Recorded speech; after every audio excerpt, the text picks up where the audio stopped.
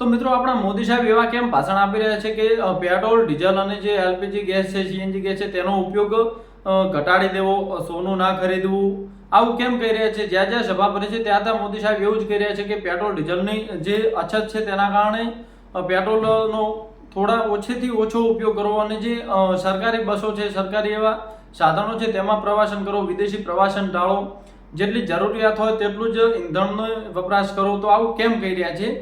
કારણ એ છે કે જે વિદેશના જે દેશો છે તેમાં યુદ્ધ ચાલી રહ્યું છે અને આ યુદ્ધના કારણે જે ક્રૂડ ઓઇલ છે જે આપણા ભારત સુધી પહોંચી રહ્યું નથી અને પહોંચી રહ્યું છે તો જે મોટા ભાવ વધારા સાથે આવી રહ્યો છે. કારણ કે આપણે જે એક બેરલની કિંમત પહેલા જે વિદેશમાંથી આવતું હતું તેની 64 થી 65 રૂપિયા, જે $65 હતી તેટલી હતી, પણ જે આ યુદ્ધના કારણે જે વધીને હાલ જે એક બેરલ આવે છે તેનું જે ડોલરમાં 115 રૂપિયા પડે છે. તેના કારણે આપણે જે અહીં પેટ્રોલ અને ડીઝલની અછત આપણને જોવા મળે છે. કારણ કે જે ભારત દેશને જે ક્રૂડ ઓઇલ આવે છે જે મોંઘું પડી રહ્યું છે, સાથે સાથે જે પેટ્રોલ અને ડીઝલ બનાવતી રિફાઇનરીઓ છે તેમને પણ દિવસનું અંદાજિત 1000 કરોડનું નુકસાન આવી રહ્યું છે આ જે મોંઘા પેટ્રોલના કારણે. સાથે સાથે તેના જ કારણે જે ક્રૂડ ઓઇલ મોંઘું થયું છે તેના કારણે જે પેટ્રોલનો ભાવ છે જે 98 રૂપિયા પહોંચી ગયો છે અને જે ડીઝલ છે 93 રૂપિયા પહોંચી ગયું છે. સાથે સાથે જે રાંધણ ગેસ આવે છે તેમાં પણ ભાવ વધારો જોવા મળે છે 50 રૂપિયાનો. તો અંદાજિત જે આપણે જે વપરાશ માટે રાંધણ ગેસ વપરાય છે, એલપીજી, સાથે સાથે સીએનજી છે, એવા બધા ગેસો અને પેટ્રોલ ડીઝલમાં પણ આપણને ભાવ વધારે જોવા મળી રહ્યો છે.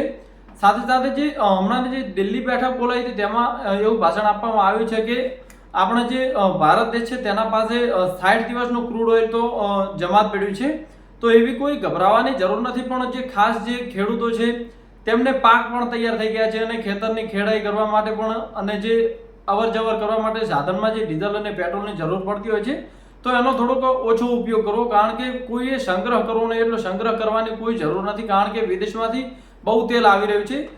આપણે જે આગળનો થોડોક પહેલા વર્ષોના જે એક કટોકટી સર્જાઈ હતી તેમાં પણ આવું થયું હતું. પેટ્રોલ ડીઝલમાં ભાવ વધ્યો હતો અને ક્રૂડ ઓઇલ ઓછું આવતું હતું. તે સમયે ભારત દેશ પાસે પૈસા નહોતા, તેથી તેણે સોનામાં રોકાણ કરી, સોનું ગીરવી રાખીને પણ ક્રૂડ ઓઇલ લાવ્યું હતું. પણ કોઈ એવી હાલ સમસ્યા નથી. પેટ્રોલ ડીઝલ આપણને મળી રહેશે. જે હાલના સમયે ગુજરાત જે ભારત સરકાર છે તેની પાસે પૈસા અઢળક છે, પણ જે ભાવ વધારો છે તેના કારણે થોડુંક આપણને જે ભાવમાં વધારો જોવા મળી શકે છે. ક્રૂડ ઓઇલ મોંઘું થયું છે તો સાથે સાથે આ પણ મોંઘું થશે.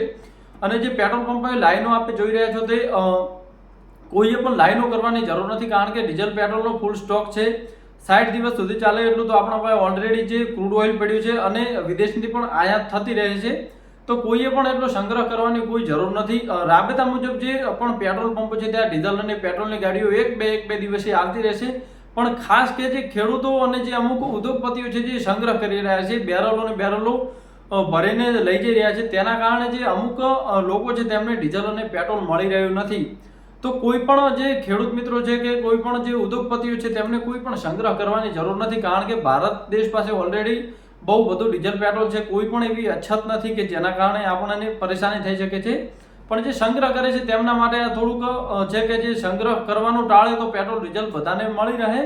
પણ સંગ્રહખોરી કરે છે તેમને વાત જણાવી દઉં કે પેટ્રોલ ડીઝલની કોઈ પણ અછત જોવા મળશે નહીં. રાબેતા મુજબ જે 17 થી 20 તારીખ આસપાસ જે પેટ્રોલની કટોકટી છે જે સામાન્ય થઈ જશે. કારણ કે સ્ટોક કરવાવાળાએ સ્ટોક કરી દીધો છે, પણ જે નવી જે ડીઝલ અને પેટ્રોલની જે ગાડીઓ, જે ટેન્કરો આવતા રહે છે, કોઈ પણ એવી કટોકટી હાલ દેશમાં નથી. પણ જે ક્રૂડ ઓઇલમાં ભાવ વધ્યો છે તેના કારણે આ ભાવ વધારો આપણને જોવા મળશે. બાકી ડીઝલ અને પેટ્રોલ બહુ અઢળક પ્રમાણમાં આપણા પાસે જથ્થો છે. કોઈએ પણ કોઈ ગભરાવાની જરૂર નથી કે પેટ્રોલ ડીઝલ બંધ થઈ ગયું છે. આ એક યુદ્ધના કારણે થોડી આપણને જે પરિસ્થિતિ થોડીક એવી જોવા મળી રહી છે. બાકી જે બહારથી જે સપ્લાય થાય છે તે ક્રૂડ ઓઇલની સપ્લાય આપણને રેગ્યુલર મળી રહે છે. અને પ્રધાનમંત્રીએ વિદેશી પ્રવાસમાં પણ બહુ જે અંદાજિત 6 કરોડ બેરલની પણ ડીલ ફાઇનલ કરી છે. તો કોઈએ પણ ગભરાવાની જરૂર નથી. ટૂંક સમયમાં જે આ પેટ્રોલ ડીઝલની અને જે એલપીજીની અછત છે તે રાબેતા મુજબ નોર્મલ થઈ જશે. તો ખાસ જણાવું કે કોઈએ પણ આવી જે પેટ્રોલ પંપો છે ત્યાં ભીડ કરવી નહીં, હોબાળો કરવો નહીં. બધાને પેટ્રોલ અને ડીઝલ જે પહેલાં મળતું હતું તેવી રીતના મળવા લાગશે. તો કોઈએ પણ નિરાશ થવાની કોઈ જરૂર નથી.